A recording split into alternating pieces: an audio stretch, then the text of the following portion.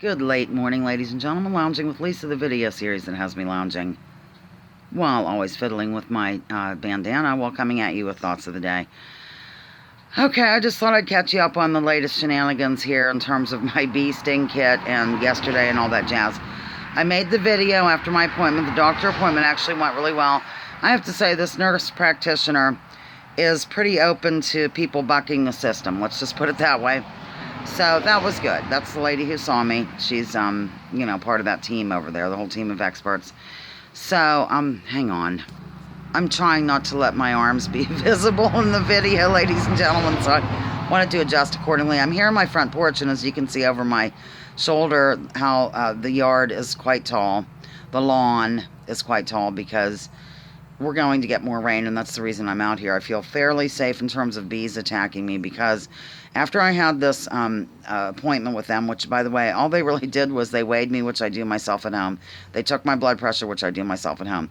Asked all kinds of weird questions because I hadn't been there in a couple years, and so they had to verify that we had a carbon monoxide detector. Yeah. So, I even said these are really kind of bizarre and a little intrusive questions, but nonetheless, I didn't want to be too rude. Actually, everybody was fine. So, and she listened to my lungs, which sounded good. Yeah, I know, don't faint. Hang on to something sturdy. Then she said that she went ahead and did my bee sting kit, the infamous bee sting kit, through an electronic type way. Like, in other words, I don't have to carry a piece of paper or prescription over to the pharmacy. And, she said everything looked really good. A green light popped up indicating that there's not going to be a big issue. So life went on, and I went over and made the film, and then I drove around the lake and blah, blah, blah, blah, blah, and got back home, and I thought, by golly, that's what I thought to myself, by golly, because I often think, by golly, I'm going to telephone the pharmacy just to make sure if, there's a copay or something strange, because Perpetch said that he would certainly do that for me, knowing that in the past I've had to pay, I think, $60 and maybe $80 as a copay. I think. I could be wrong. And other times they've been covered totally. So, mind you, my insurance has not changed 1 ounce, 1 iota. So, life went on, and I made the phone call. And these people that work at a pharmacy, in case anybody's watching who works in a pharmacy, when you talk to the layman over the phone, or the laywoman, try not to use terms that are better suited for, like, medical coding or something. She's saying all this jazz. I don't even remember what it was, to tell you, and I said, I'm totally confused. Start again. Evidently, the insurance is bucking me. They do not want to pay for this bee sting kit. So, some things had to be faxed wildly to and fro from the pharmacist to the doctor, and now the doctor has to get with the insurance company and plead my case and all this jazz for a life-saving bee sting kit, ladies and gentlemen. Keep that in mind. So, hang on. I was just waiting for vehicles to drive by that are like, I don't know, semis and whatnot. So, I just said to her, out of curiosity, how much would that be without insurance? Can you please check? She checked, hang on to something, grasp something tightly, ladies and gentlemen, $620. Yes, I kid you not. With my insurance, if it decides to come through, it's $0. That's what's going on here. So, pardon me. I was actually prepared, since the game is ready for tomorrow, and I had all my housework done and things in order. Housework. I sound like a, 50s woman, but it's true. I don't mind saying housework or housewife. Doesn't bother me one bit. Darn it. So, I thought maybe this is before I knew about the bee sting kit. I was driving along in Spencer's car, and I thought, you know what, I should surprise Joel and go up to bear camp with him tomorrow, because he's at bear camp right now.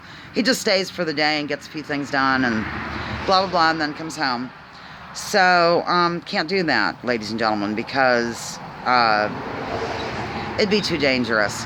With my particular allergy, I have to not only take the EpiPen, but then I have to immediately call an ambulance, and Connie Lake Area Ambulance Service, as you know.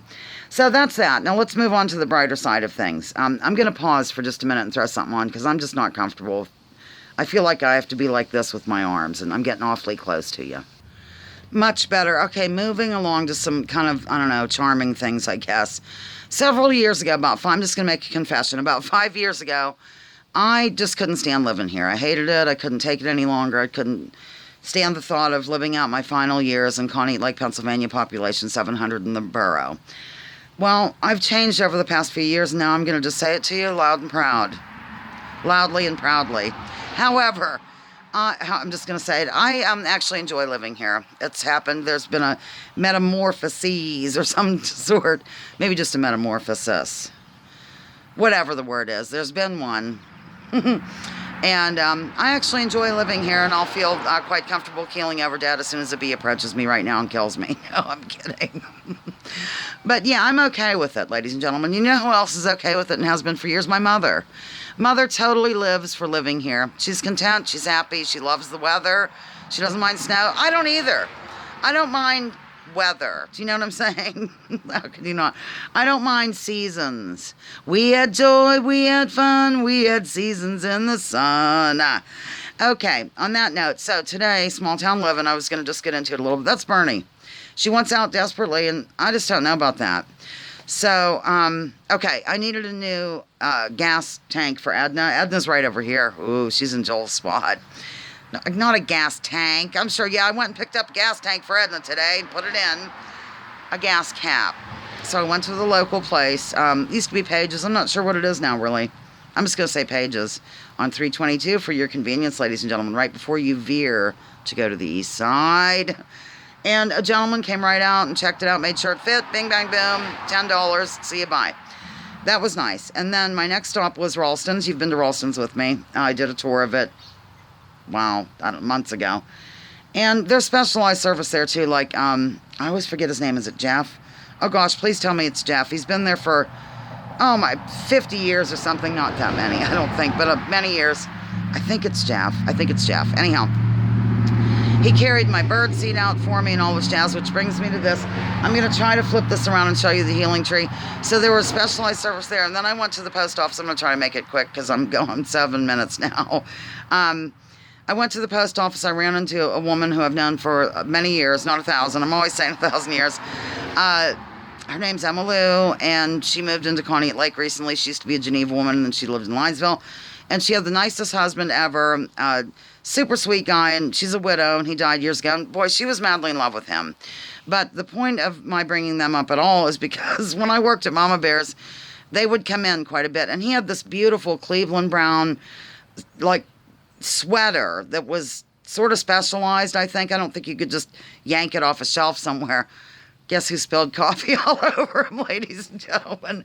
I don't know what happened, but the coffee spilled and it went all over him. I believe his name was Don, and he just was so nice about it, and I offered to have it cleaned. I think it worked out okay, but at any rate, very sweet person. Ran into her, and just, small town living, small town people. I like it. I'm not upset about it any longer, and I thought I'd share with you. I'm going to get up and waltz over. See, here's the healing tree, and I'm going to show Kathleen something. She'll get a kick. I don't know if I can. Here's the healing tree. Notice, Kathleen, what I'm holding. This double whammy, heavy-duty suet deal with this, Kathleen. And then, of course, here, I'll just come back here. There's the healing tree. I'm going to try to get Edna, but you have to excuse, she has a little bit of rust. We're going to have to take care of it. There's Edna, I think, and I could go get her good side. I have no idea what's showing up here. So here, I just love the shape of the healing tree. In case you're wondering why we call it the healing tree, it's because back in the day when Todd the cat lived, as my aunt might say, had she been still living, ooh. I guess I could have done this and just left me in it the whole time. No. He would bring in chipmunks or birds or whatever and drop them off, and they'd zoom all over and they'd be injured, limping about, and we would bring them out here, and I'd lay them in the tree, and really, I'm saying 98% of the time they lived. They lived, ladies and gentlemen. I am done. This is crazy. I'm on 10 minutes here of a video, which I never do. Lounging with Lisa, the video series that has me lounging while coming at you with thoughts of the day. Join me, join others, drop your political identities. Let's focus on issues, leave labels at the door. Research before you judge. Remember, war is a racket. Don't take my word for it. Check out General Smedley Butler. And what do you have to say? Love you. Bye.